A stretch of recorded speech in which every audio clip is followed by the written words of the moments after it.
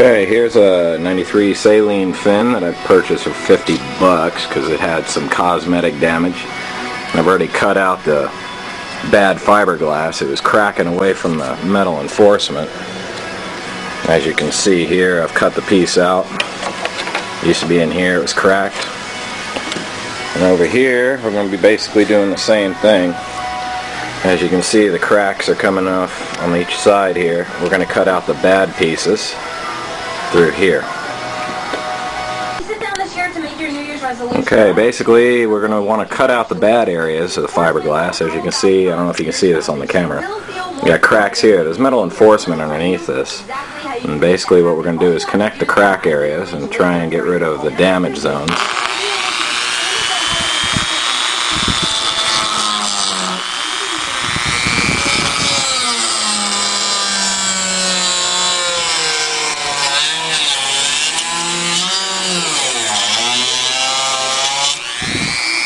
Start our cutting like that. I'm going to cut those pieces out.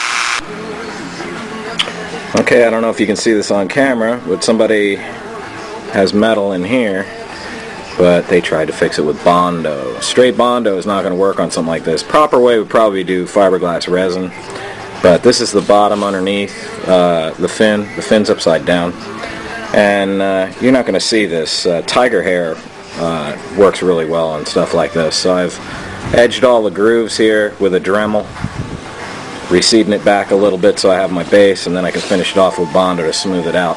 But you want your fiberglass to be on there. The metal's pretty sturdy in there. We just want to keep these cracks from coming back up and clean it up a little bit. Okay, obviously somebody tried to fix this with Bondo. There's fiberglass underneath this metal, and they have this steel reinforcement in here, and then they just smeared the Bondo over the top. Well, the Bondo didn't stick to this metal, so I've ground the metal and I've drilled holes in it, so when I put my fiberglass in, it's going to curl through this and the fiberglass underneath, allowing a decent bond. So we're going to put fiberglass tiger hair over the top of this, and that should make this nice and sturdy again. I don't know if you can see this one. There's a minor crack right here, and a lot of people will just throw some glazing putty or Bondo over the top of that, and the problem is it's just going to crack through again. So what we're going to do is you basically just go right back into that crack, making it deeper, and then I just go ahead and do cross hits,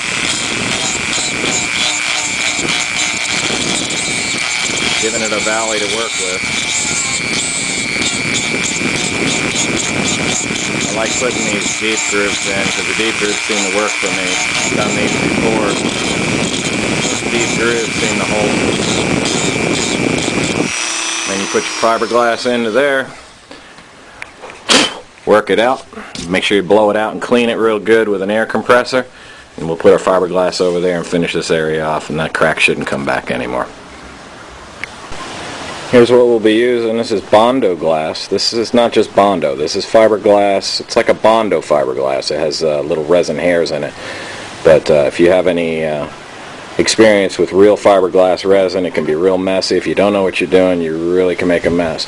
Believe it or not, this is supplied by your family Walmart. Don't worry about the name, but it does work. So I think it's about $8 or $9 a can, and this will be plenty for our repair. Also comes with a small tube of hardener, and you just apply the hardener in there. This is what you'll get with it. You got your hardener. Put your hardener in, mix it up, and go for the repair. Okay, when you open the can, you're going to see most of it's missing. When they pack it, it settles down, so you actually don't get your full pint, quart, whatever it is. But you want to definitely mix this up. It has resins that settle down. You want to just make sure you get all those resins. You'll see like a clear liquid that's floating on top. Get everything stirred up well. Don't put your hardener in here. You're just mixing this up. When you're ready to use it, you'll pull it out, put your hardener in, and use it then. But don't put your hardener in the can. Alright, so just make sure you stir up your fiberglass resin.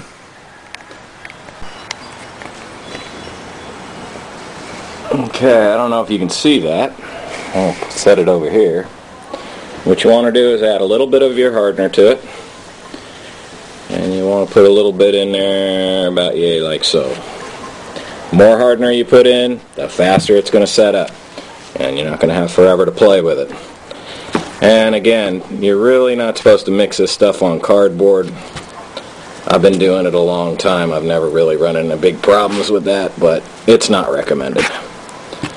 And you basically want to stir this up real good, because if you don't get hardener in all of it, you're going to have soft spots.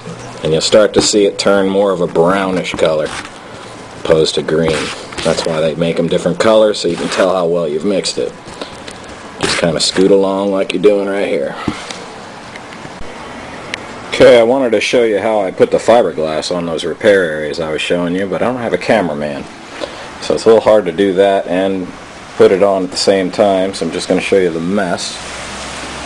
Most people will be looking at that saying, oh shit, now what do I do? Anyway, you just kind of put it on, mat it down into those holes. If you remember, I drilled holes in there and I kept pushing it through to get that fiberglass to go through those holes to give me a great bond to that metal enforcement.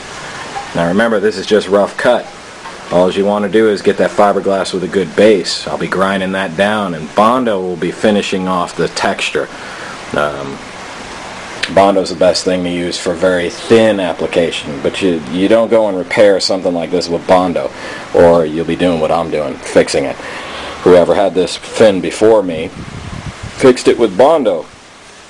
Well, it was to my advantage because the wing's about $150 to $300 depending on who you buy it from, and I got it for $50. So a little extra work.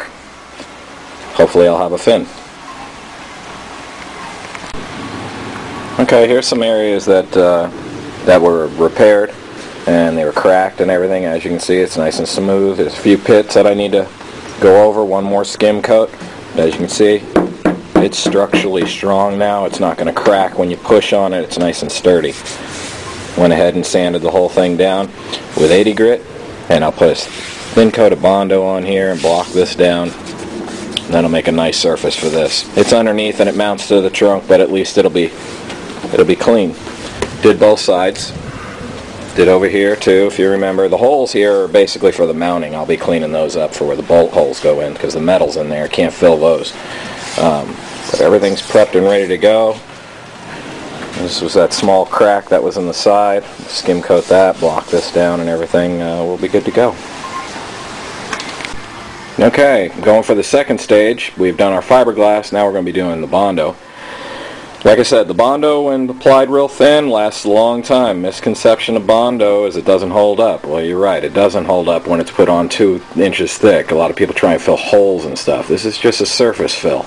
Another product by Walmart for body men on a budget. But yeah, this is another $8 or $9 can. Goes a long way. So we're going to be using this with the cream hardener that I got here at the top that comes with it. And we'll get this thing smoothened out. Okay, this is the Bondo Gold that I was talking about. For those of you that are used to normal Bondo, it's usually white. As you can see, this is kind of gold colored. Again, you're not supposed to mix it on cardboard, but I do it anyway. Again, just throw yourself a dab of hardener through. I'm a little cold out here. Temperatures are cold, so the stuff takes a while to set up in the cold. They don't tell you that. I already knew that, though. But if it's hot outside, take it easy with your hardener, because you put too much hardener in, man, it's going to be set up before you even do anything. So as long as it sits like that, it's fine. I'm going to go ahead and mix it up and apply it. I'd like to show you while I'm applying it, but it's a little hard to do while I'm doing the camera. I don't have a cameraman. So apply your Bondo, mix it up well, and again, if you can use a piece of plastic or fiberglass or a piece of metal to mix this on, it's better. You can mix it on cardboard, as you can see, but they don't recommend it.